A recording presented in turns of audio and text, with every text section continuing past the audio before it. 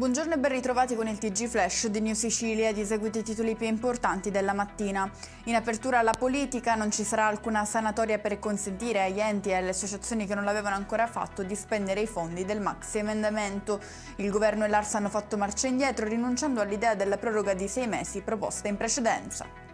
La cronaca, incidente mortale questa mattina sulla tangenziale di Messina, la vittima è il motociclista Santo Pellegrino di 66 anni, deceduto dopo il suo arrivo in ospedale, letale lo scontro con un'auto. È in gravi condizioni un ciclista rimasto ferito dopo l'impatto contro uno scooter a Palermo. L'uomo di 54 anni è ricoverato nel reparto di terapia intensiva dell'ospedale Villa Sofia.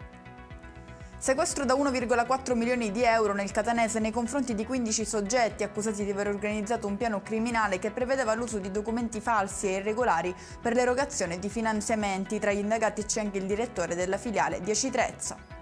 Maltrattamenti nei confronti della figlia disabile, questa è l'accusa con cui un intero nucleo familiare composto da padre, madre e fratello è stato arrestato. Le indagini hanno fatto emergere un quadro di abusi sistematici, minacce di morte, insulti, denigrazioni e percosse.